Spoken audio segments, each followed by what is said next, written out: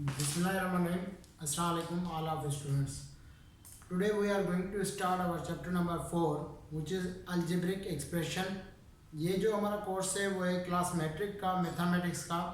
तो आज जो हम शुरू करेंगे वो होगा चैप्टर नंबर 4। तो chapter number 4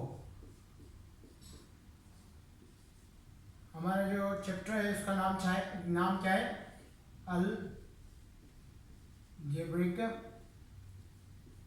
expressions.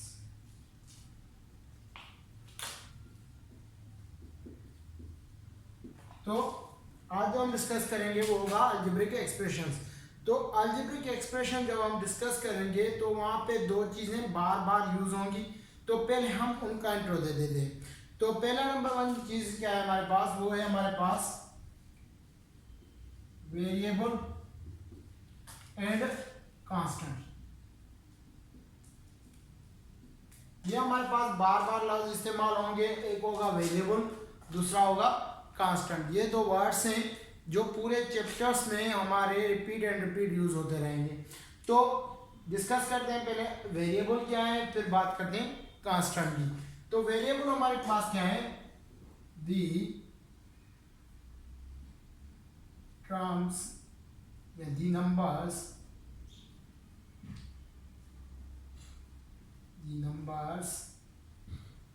whose values are changeable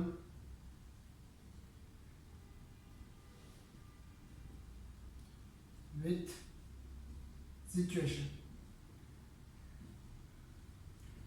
वो नंबर्स जिनकी वैल्यूज क्या हो, सिचुएशन के हिसाब से चेंज होती रहे, तो उनको हम क्या बोलते हैं, वेरिएबल। तो वेरिएबल्स में हम जो नंबर सपोज करते हैं वो कौन से होते हैं हमारे पास, जिनकी वैल्यू कांस्टेंट ना हो, चेंज होती रहे हो। जैसे हमारे पास आगे जैसे अल्फाबेट्स,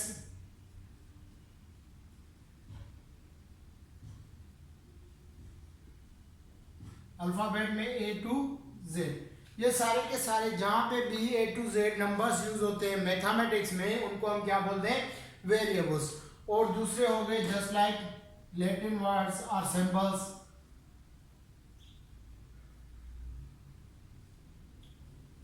लैटिन वर्ड्स या लेटर्स,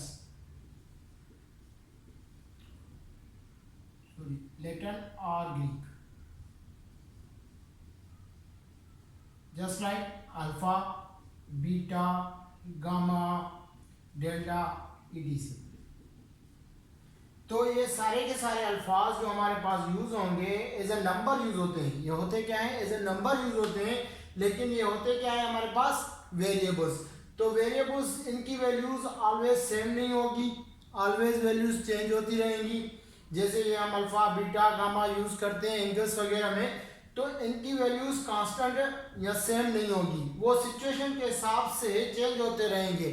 मीन्स अगर कहीं पे मैं a लिख रहा हूं तो उसकी वैल्यू चेंज होगी, कहीं पे 5 होगी, कहीं पे 6 होगी, कहीं पे -2 होगी। तो इनकी जो वैल्यूज होंगी वो सिचुएशन के हिसाब से चेंज होंगी। आ जाते हैं कांस्टेंट नंबर्स। कांस्टेंट नंबर्स जिनकी वैल्यूज ऑलवेज सेम हो, हर जगह पे सेम हो, वो चेंज ना हो, तो उनको हम बोलते हैं constant. The values, the numbers whose values are always same, जिनकी वैल्यू हमेशा क्या हो, सेम हो, चेंज ना हो, उनको हम क्या बोलते हैं, कांस्टेंट। तो कांस्टेंट में हमारे पास आते हैं सिर्फ नंबर्स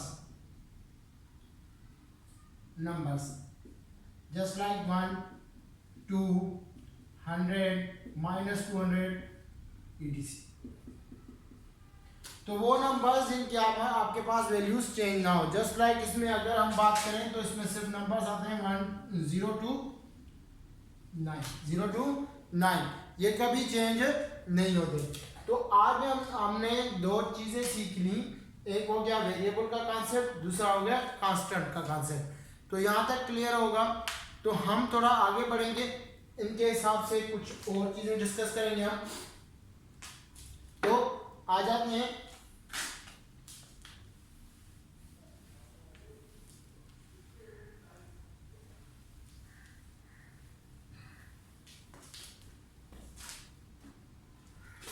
एक होता है हमारे पास एक्सपोनेंशियल, एक्सपोनेंशियल, इसको हम पावर भी बोलते हैं, आर पावर। दूसरा होता है कोएफिशिएंट,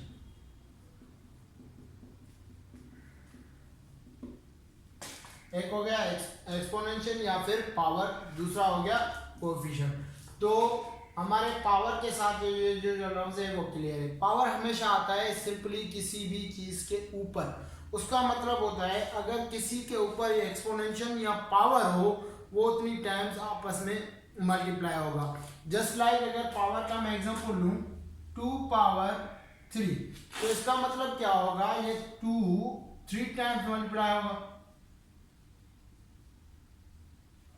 ये 2 3 टाइम्स मल्टीप्लाई होगा। ऐसे नहीं कि 2 को 3 के साथ मल्टीप्लाई करें, नहीं, जो पावर है उतने टाइम्स वो नंबर आपस में मल्टीप्लाई होंगे। तो इसका आंसर आ गया हमारे पास 8। तो पावर क्या है, पावर मींस किसी भी नंबर या किसी भी वेरिएबल के ऊपर आ सकता है। हम डिस्कस नहीं करते हैं कि यहाँ पे वेरिएबल या फिर नंबर, लेकिन हमें ये याद रखना कि पावर किसी के भी ऊपर आ सकता है, उसको हम क्या बोलते हैं, पावर या एक्सपेंशन। मींस अगर ये मैं लिख दूं x पावर n, तो इसका मतलब क्या होगा, ये जो x है वो n टाइम्स आपस में मल्टीप्लाई होंगे, that is called power. n called what, power. ये हो गया हमारा पावर। और जिसके ऊपर हमारा पावर होगा उसको हम बोलते हैं क्या, बेस। तो ये चीजें क्लियर हो गई, एक हो गया पावर, दूसरी चीज हो गई बेस। आ जाते हैं अब कोएफिशिएंट पे। कोएफिशिएंट का कांसेप्ट क्या है, मींस अगर एक वेरिएबल है उसके साथ में नंबर कनेक्टेड है उसको हम बोलते हैं क्या, कोएफिशिएंट। जस्ट लाइक हमारे पास हो गया 2x पावर 3, 2x पावर 3। तो यहां पे मैंने पहले बताया ये 3 हमारे पास क्या होगा, पावर, ये हो गया हमारे पास बेस, और दूसरा ये हो गया हमारे पास कोएफिशिएंट। तो कोएफिशिएंट का कांसेप्ट क्या है, मींस जो भी वेरिएबल के साथ कनेक्टेड होगा उसको हम क्या बोलते हैं, कोएफिशिएंट। अगर वेरिएबल के साथ कोई भी कोएफिशिएंट कनेक्टेड नहीं है तो हमेशा याद रखना कि उसके साथ 1 है, उसका कोएफिशिएंट ऑलवेज 1 है, क्योंकि हम वो लिखते नहीं है लेकिन होता है, एक चीज। दूसरी चीज, ये जो कोएफिशिएंट्स होते हैं ये वेरिएबल या इसके साथ मल्टीप्लाइड होती हैं, ये चीज याद रखनी है। जैसे कि हमारे पास 2 कोएफिशिएंट है तो 2 मींस x के साथ क्या है, मल्टीप्लाइड है। तो सिंपली कोएफिशिएंट का कांसेप्ट भी आपको क्लियर होगा। तो अलजेब्रिक एक्सप्रेशन के ये बेसिक टर्म्स हैं जो हमारी पूरे चैप्टर में यूज होते रहेंगे। तो ये आपको समझ में आने चाहिए, क्योंकि जब भी हम अलजेब्रिक एक्सप्रेशंस की बात करेंगे तो हम वहां पे बात करेंगे बेस की, पावर की, कोएफिशिएंट की, वेरिएबल की, कांस्टेंट की, तो इन चीज़ों की बात करेंगे। तो यहाँ तक आपको क्लियर होगा कि जो भी बेसिक टर्मिनोलॉजी है, वेरिएबल क्या है, कांस्टेंट क्या है, पावर क्या है, कोएफिशिएंट क्या है, तो यहाँ तक क्लियर है। तो अगर आप इतने, हम आगे बढ़े इसके अब आ जाते हैं मेन पॉइंट पे।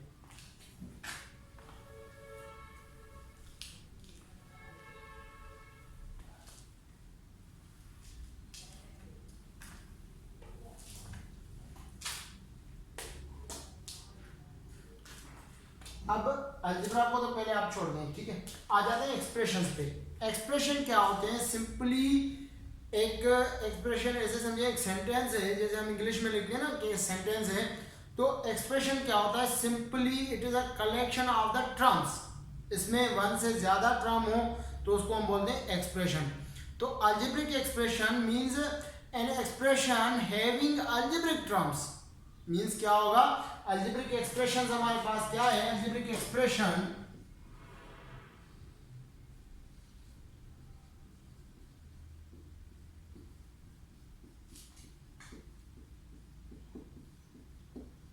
अलजेब्रिक एक्सप्रेशन क्या है, expression having algebraic terms.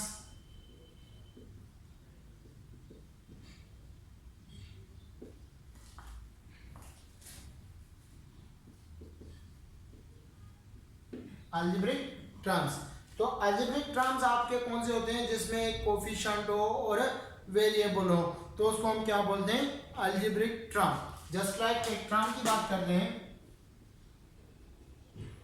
7x square, this is called what, algebraic term, this is called algebraic term,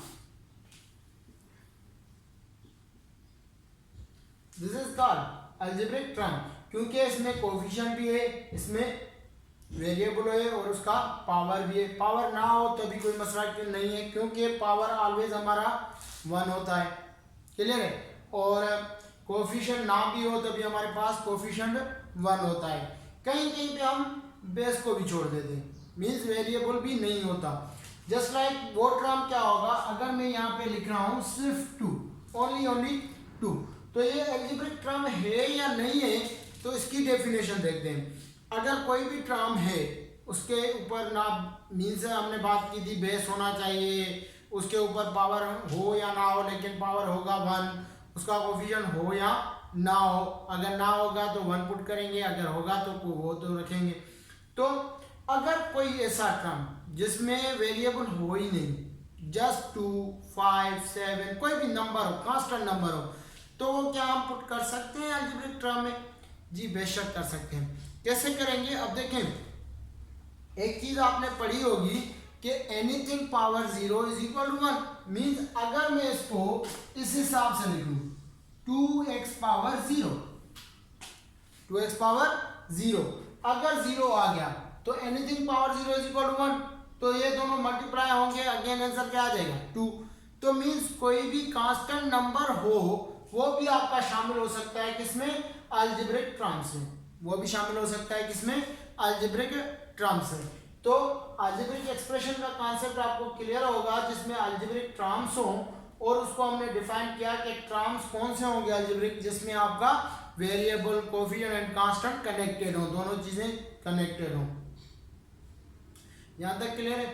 तो आज हम इसको यहीं खत्म करते हैं, क्योंकि नेक्स्ट टॉपिक में हम डिस्कस करेंगे हमारे पॉलिनोमियल एक्सप्रेशंस को, तो आप भी उसको देख लीजिएगा कि वो क्या है। तो आई होप सो यहाँ तक आपको समझ में आया होगा। हैव अ गुड डे, अस्सलाम वालेकुम।